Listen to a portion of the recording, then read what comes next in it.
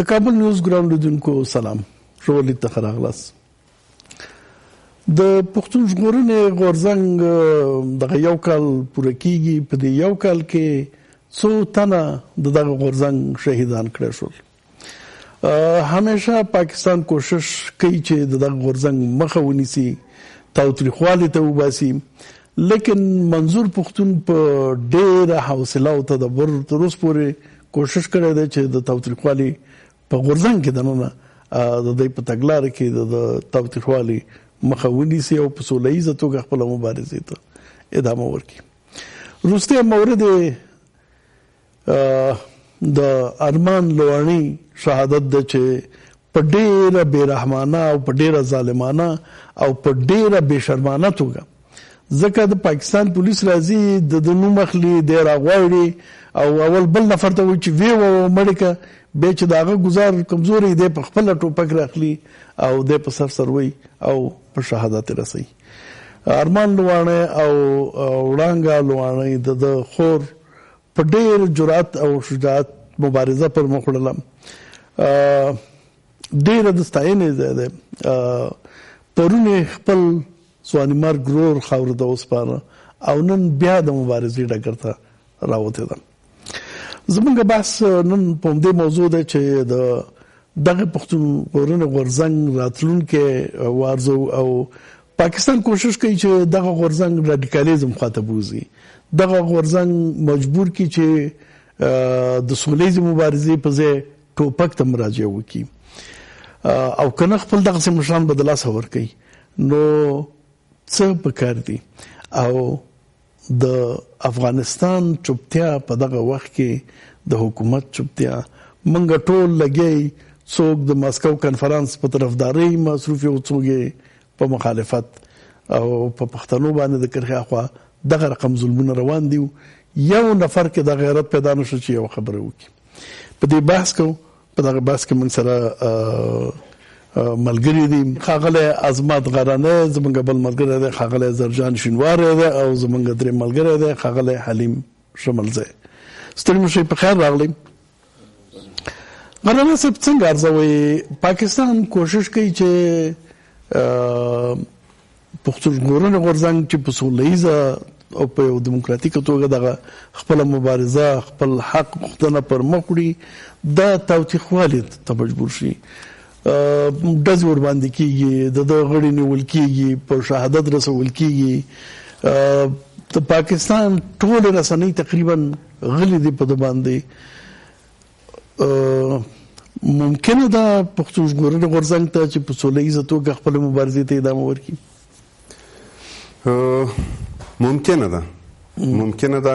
ځکه ممکنه ده چې موږ یې په دا یو کال کې لاسته راوړنې ته چې وګورو نو ډېر څه راوړي دي. پښتانه ډېر را بیداره کړي دي. هغه خبرې چې خلکو په کورونو کې خپلو ته نشوې کولی، اوس راځي په اسلام آباد کې خلک کوي، د اسټیبلیشمنټ په زړه کې خلکو ته کوي. دا د پی ټي ایم برکت دی، د منظور پښتون او د ملګرو برکت دی. که دا مبارزه چې په کوم ترتیب روانه ده، که همدغسې روانه وي، قربانۍ خو ورکړئ بېشکه، داسې قربانۍ هم ورکړئ چې هغه باید نه وای شوي، ځکه چې ډېر د سر کسان لاړله، خو دا قربانۍ به رنګ راوړي، دا وینې بې ځایه نه دي. او که دا مبارزه چې څنګه اوس روانه ده، که همدغسې روانه شي، ډېر غړي به پیدا کړي. مشکل دا دی ځواک صاحب چې په پښتنو کې مشکل دی، لکه څنګه چې مشر منظور پښتون ویل چې تا لویه ګناه دا نه ده چې ته پښتون یې، تا لویه ګناه ده چې ته پښتون نه یې. که دوی په دا شته پښتنو کې یو 50% هم د سره ملګري شي، که دا بیا په تاوتریخوالي هم واوړي، که په تشدد هم واوړي، که بیا دشمن هره حربه کوي ناکامه به وي. دشمن ډېرې حربې هم وکارولې، لکه څنګه چې تاسو ویلي باقاعده پلان یو دی، ډېر په پروفیشنل په مسلکي کسانو وهلی، په سر یې وهلی دی، مخکې له مخکې نه یې ده روغتون ته پرېنښود چې نه روغتون ته تله، روغتون ته دوی لاړله، د اغزۍ روغتون ته لاړله، په لورلی روغتون ته یې د مرګ نه مخکې د طب عدلیه راپورټ ورکړی دی چې هلته ورته پوسټ مارټم وایي، هغه ته یې زړه هټیک لیکلی دی، د زړه قلبي دوره. یعنې دا ښکاري چې منظم پلان دی، منظم پلان دی. رسېدلی نه دی. البته زما څه نظر دی چې دی په مسلکي کسانو وهلی، خو ده لږ زور ورسره کړی دی، یو څه داغ یې پرېښی دی، همداسې کار یو هم اسمه جهانګیر سره هم کړی دی. هغه پوسټ مارټم کې بیا د قلبي دوره راغله، حالانکه هغې د قلب هېڅ تکلیف نه لرل، زړه هېڅ تکلیف نه لرل. نو دا یو پلانو بیا چې دا دوی ځي بیرته په منظور پښتین باندې ډزې کېږي او خدای بچ کړ، یو الهي طاقت علي وزیر باندې ډزې کېږي، په ده باندې کېږي. نو دا د دې ټولو کړنو هدف دا و چې دا تشدد په لاره باندې بوځي، تشدد پلو یو وهڅوي، او که تشدد پلو وهڅول شو دا به ډېر زر ختم کړي. ځکه چې د سره خو هغسې پښتانه چې څومره سپورټ پکار دی، هر پښتون ځورېدلی، خو د سره هر پښتون ولاړ نه دی، ډېر کم خلک ورسره ولاړ دي. خو ستاسو پوښتنې ته راځم، که دا مبارزه داسې روانه وي او دا حالات داسې روان وي، انشاءالله پښتانه را بیداره کیږي او د ده مخه پاکستان حکومت نشي نیولی. او زه ځکه دا خبره په ډاډ سره کوم چې پښتانه ډېر را بیداره شوي دي. زه چې تاسو سره په اړیکه کې یم چې ډېر د نظریه پاکستان او د مطالعه پاکستان پلویانو هغوی هم اوس نن د پی ټي ایم په ملاتړ راوتلي دي، ملا یې نیولې ده او د پاکستان د ادارو، د پاکستان اسټبلیشمنټ او پاکستان د شیطاني پوځ خلاف خبرې کوي. نو دا لاسته راوړنه به نوره هم ډېره شي. درست. یعنې دا ټولو ته تاسو وګورئ، د وړانګې لواړې پرون خپل ځوان رور خاورو ته وسپاره او نن بیا راوځي، کور کې نه کینی، ماتم ته نه کینی، ویر ته نه کینی، او نن بیا د مبارزې ډګر ته راوځي. نو دا خو د شعور لوړتیا ښیي د خلکو کنه. بېشک، او دا هغه د پی ټي ایم لاسته راوړنه ده، او دا نور خلک هم ګوري. لږ تر لږه چې ضمیر یې لږ ژوندی وي، وجدان یې لږ ژوندی، هغه ته دې شي ته ګوري او درس تر اخلي. او بدبختانه چې پاکستان میډیا بلیک آوټ کړی دی، دوی مطلب په مطبوعاتو باندې بندیز دی، هیڅ مطبوعات د دوی خبر نشي خپرولی. جیو نیوز پرون یو کوچنی غوندې خبر خپور کړی، خو هغه کې هم د دوی راز او کوشش یې کول چې دا قتل په هغه پولیس باندې وروړی. پولیس یو وړه جمعي خبرې کوي. آفرین. خو اصلا هغه راپور هم د شیطانۍ ډکو د جیو نیوز. دا خو ادارو وژلی، دا خو ریاست وژلی، دا سړی دغه قاتل خو ریاست دی، هغه غواړي چې دا په یو شخص باندې وړی، هغه شخص هم بدبختانه پښتون دی. نو شعور بیداری راغلی ده. دې پیښې سره به زه په خپله خواشینه یم. دا سړی باید ارمان لوڼی باید قرباني شوی نه وي، دا د قربانۍ سړی نه و. خو ډېر خلک را بیداره شوي دي. بیرته چې علي وزیر او منظور پښتین ټوله شپه وي، خو ملګرو سره په اړیکه کې وم، بیل بیل حال را کول او لوکیشنې به را سره شیر کولې. په ژوب کې قافلې راوتلي دي،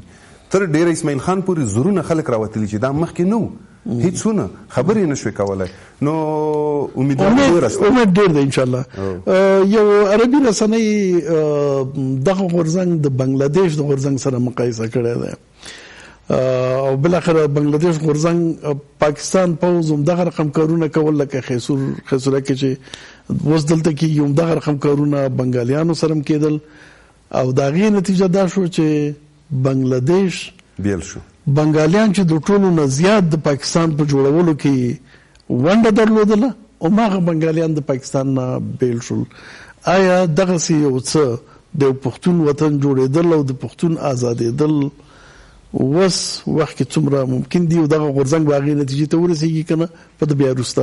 خبرې کوم. شینواري صاحب دغه مبارزه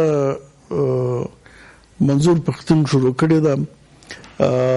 د توقع نه زیات ملاتړګر چې شینواري صاحب ویلې چې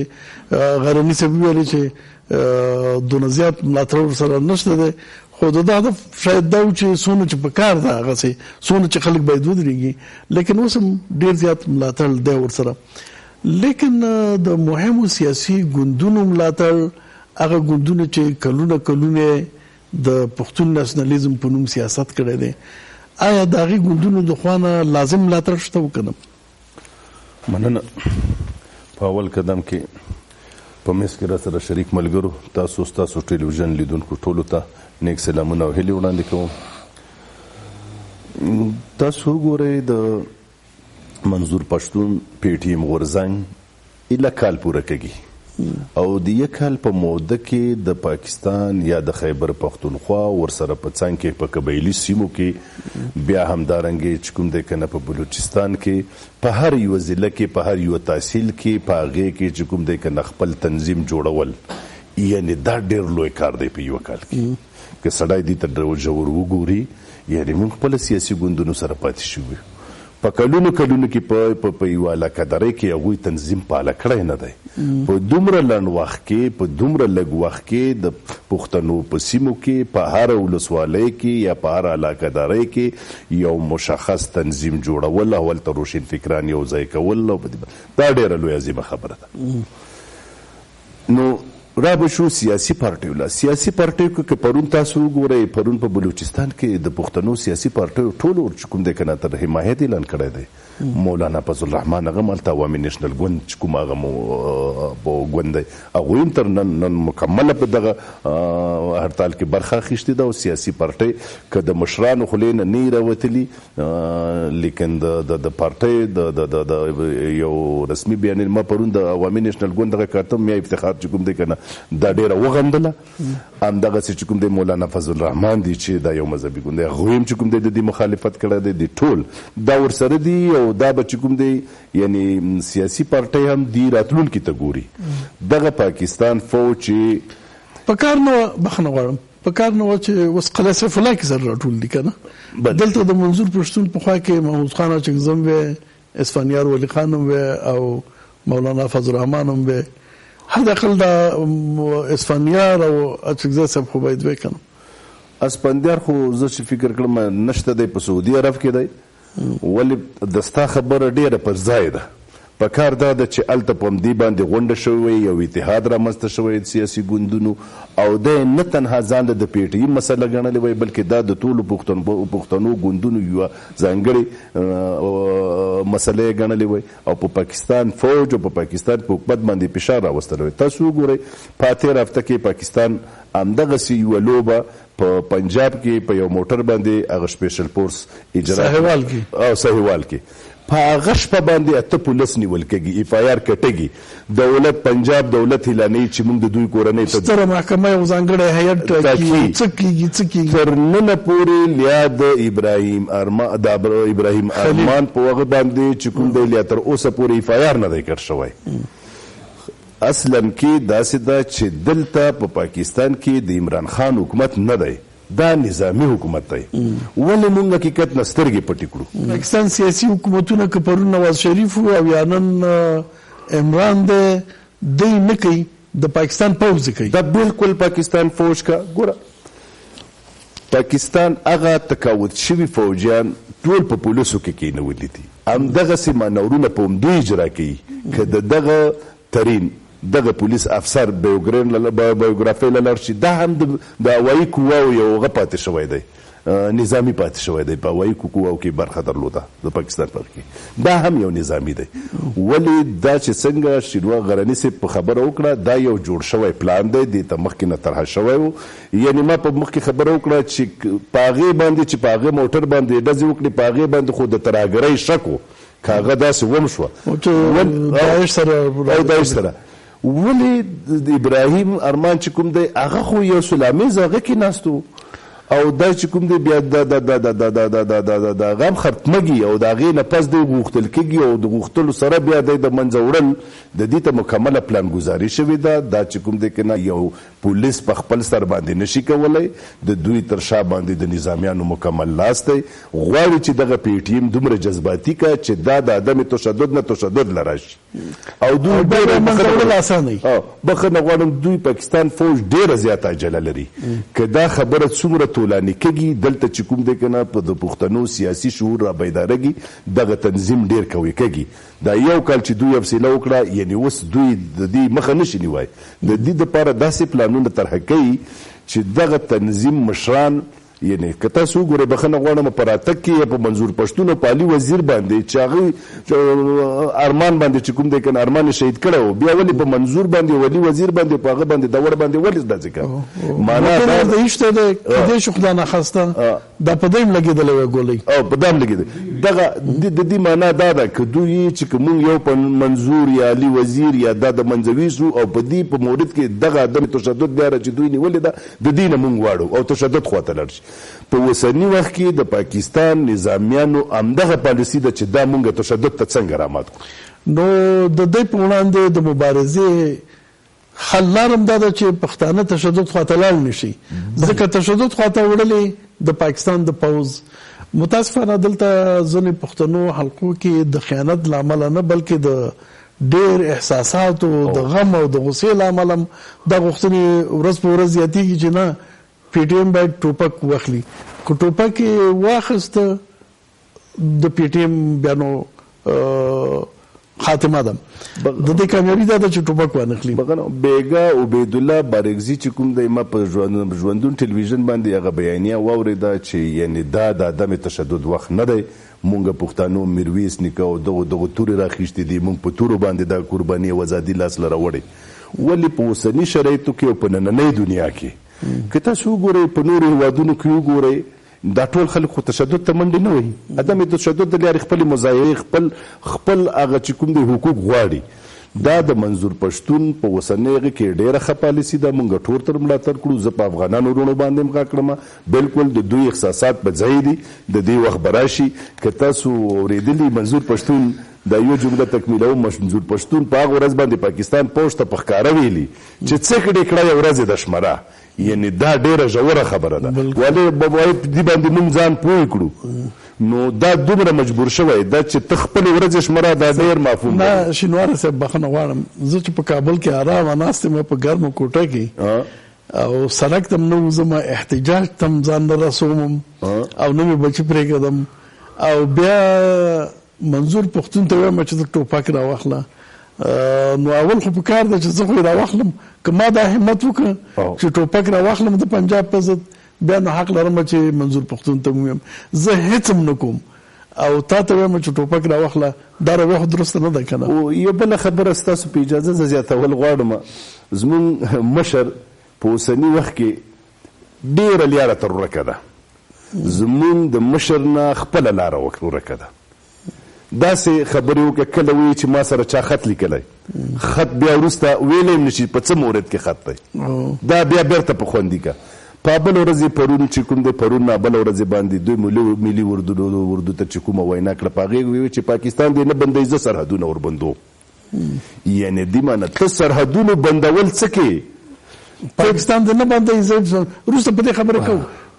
لاره ورکه نه ده، لاره ورکه نه ده په ده باندې لاره په ملت باندې ورکه کړې ده. بیا وروسته په دې باندې خبره کوو چې رښتیا لاره چا نه ورکه ده. دا قصه څنګه ده؟ هغه ته وایم ټوپک راواخله او زه سړک ته هم نه راوځم. دا خو نو شملزه صاحب څنګه خبره ده؟ زمونږ توقع دغه ده چې بس د کرښې نه اخوا ته پښتانه چې دي هغې د انقلاب وکړي، د هغې دغسې شاه زلمي شهیدانېږي، د ملالې پیغلې د بیرونه کېږي. خو دې مبارزه کې زمونږ ونډه څه ده؟ په دې خوشحاله یو چې په یو پارک کې 15-20 کسان راټولېږو. دلته زمونږ د سیاسي رهبران دي، مشران دي، حکومت دی. دغسې یو پیغام چې پاکستان ورنه ویره احساس کړي آیا شته؟ بسم الله الرحمن الرحیم. سلامونه تاسو ته درنو ملګرو ته او درنو لیدونکو ته. د افغانستان شتون په سیمه کې او په سیمه کې د پخوانیو تحریکونو چې دلته تیر شوي دي، که هغه د هندوستان د ازادۍ تحریک و، که د حکومت موقته هند دلته موجودیت و، په کابل کې د هند ازادۍ غوښتونکو دلته شتون و، خدای خدمتګارانو تحریک و. هر وخت افغانستان مهم پاتې شوی دی د هندوستان په تحریکونو کې، ولسي تحریکونو کې. په دې کې شک نشته چې د افغانستان شتون د افغانستان د حکومت او د ولس رول ډیر مهم ده، بالخصوص د پښتنو په تحریکونو کې. حتی د سندیانو په تحریک کې یعنی موږ تاسو ګورو دلته د مرتضی بوټو دلته په کابل کې موجود و، دلته د بلوڅو مشران دلته موجود و او دلته د پښتنو مشران موجود و چې کله او نن د بلوڅو مشران دلته. اوس راځو خبرې دې ته چې پر پی ټی ایم باندې په افغانستان کې د افغانستان رویه، د افغانستان د خلکو رویه، د افغانستان د نظام رویه، د افغانستان د میډیا مجموعه ټول په حساب باندې ولې تر موضوع پورې لسګونو تلویزیونونه دي. همدغه تلویزیونونه هم ملامت دي چې دوی ډیر واړه ایشوګان هر ورځ موضوع ټاکي، خو که بلوچانو سره کم ناوړه غیر انساني سلوک کیږي دلته موضوع نه ده که د پښتنو سره کیږي آیا هغه د خپل حق ادا کړی نه نو په هر صورت رول د افغانستان ډیر مهم ده دلته د افغانستان تقویه په خپل پښو درېدل استحکام دلته سیاسي او پوځي استحکام اقتصادي استحکام دا ټوټلی هلته د پښتنو پر ژوند باندې د هغو پر سیاسي نظریاتو باندې د هغو پر تاریخونو باندې اغېزه شي شمالزه صاحب د پی ټی ایم د رویې نه تر اوسه پورې ښکاري چې پی ټی ایم په دې توقع نه ده چې افغانستان د لښکر ولیږي او اخواته د جنگ وکړي ځکه چې دا کار کوي هم نشي دا توقع نادرسته توقع ده موږ داسې وضعیت کې چې دلته جګړه د خپل طالب سره مخته یو په بد وضعیت کې لیکن یو ډیر شاین چې هغه کوي شو مثلا همدانن پاکستان کې کشمیریانو سره د همغږي ورځ منځل کیږي د پاکستان رسنۍ نیولې د پاکستان د سیاسي مشرانو پورې لګیا دي د کشمیریانو په دفاع کې چې پاکستان هم متجاوز ده په کشمیر پاکستان هم کشمیر نیولې ده خو دغه ورځ منځي دغه ورځ په ډېر شدت باندې تبلیغات کوي امي حکومت امي خلک امي ګوندونه آصف علي زرداری نه نیولې تر عمران خان او تر نورو پورې الته چې د هند پوز د لاسه چې په ترتیب باندې ځکه وسلوال جنگ کوي چې جنگ کوي خو پوز بس کوي کنه هغه پیښه واقعیت د ملګرو ملتونو کې مطرح کوي په نړیوالو ته مطرح کوي او وایي چې هند ظلم روان کړی دی موږ جګړه کوو شو کوله دا جړه خو کوي شو زمونږ د حکومت جړه نه کوي ولې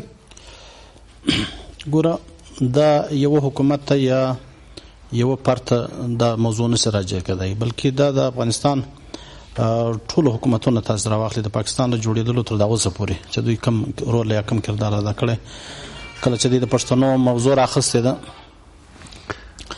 کله چې دوی همیشه دلته د پښتنو یا د پښتونستان موضوع یا د لوی افغانستان موضوع مطرح کړي دا غي په کوم شرایطو کې آیا هغه واقع د ولسی تقاضا ولمخې راپورته کړي ده آیا هغه یو تاریخي ضرورت بللای که هغه د روزمره سیاست یو نوغه بللای او اوس نه یعنی دا هم برات نه دی کنه چې په خواني حکومتونو خیانت کړي دي په دې مسله تجارت کړي دي نو ذخیر دی اوس د رواني دغه برات ورکول نه دي کنه چې په خوا څه بد شي دي نو موږ د بد کو موږ اوس کوو چې دغه زمون د یاده موږ کداویو چې موږ یو وجودي نو به یو څه کول خو په کار دي کنه د افغانستان د حکومتونو زیاتره دغه دریس پاتې شوی د چې د ډیورن موضوع د لارو بر موضوع د ولسونو موضوع ده دا به ولسونه د پریکړه کوي یعنی دا په یو زمن کې دا اعلان دی چې ولسونه باید په دې کې داخله وسی او ولسونه راپورته شي ولسونه باید متحرک شي دا موضوع واخلم د دې حکومت خبره کې چرته کوونو په اول کې رئیس جمهور یو ټویټ وکړ هغه ټویټ ډیر اثر وکړ پاکستان ډیر منفي اثر وکړ د خوست کوم دغه بیا تاسو منفي ګڼئ هغه چې تاسو ټویټ وکړو چې ګواکې جوار احمد ګوره زه دلته ځواک سره خبره وکړو ځینې اقدامات که چېرته په ظاهره باندې په جذباتي انداز کې وسي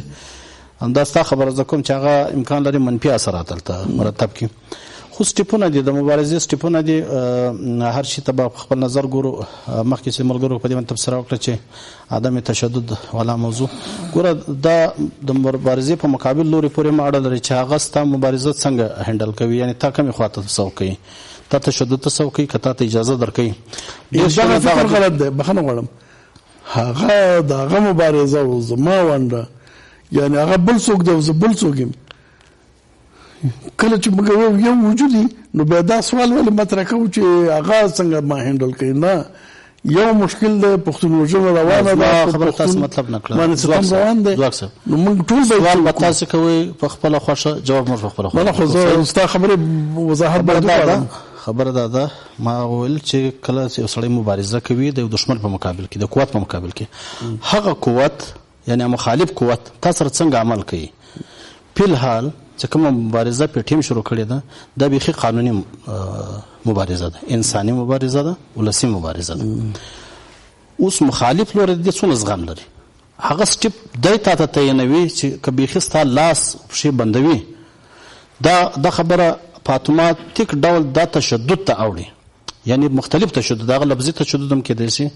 مسلح عمل هم کېدای شي هغه حتی کېدای شي هغه پښتانه چې په اسټابلیشمنټ کې دي په فوج کې دي د هغو بغاوت هم کېدای شي دغه شی په پخوا کې هم سوی ده د هندوستان په تاریخو کې زه هغې باندې بحث نه کوم زما بحث منګه چې دلته زمونږ اوس یو لنډه دمه لرو د مینه وروسته په دې باندې بحث کوو چې موږ ته څه پکار دي تاسو یو مهم ټکي ته اشاره وکړل چې رښتیا احساساتي خبرونه کې دي چې هغې ته په تاوان تمام شي نو هغه غیر احساساتي او معقول دریځ باید څه وي دلته موږ څه کولی شو په دې باندې به وروسته خبرو کوو ځکه دلته شینواري صاحب یو څو ټکو ته اشاره وکړله اندېښنې شته دی یوه لنډه دمه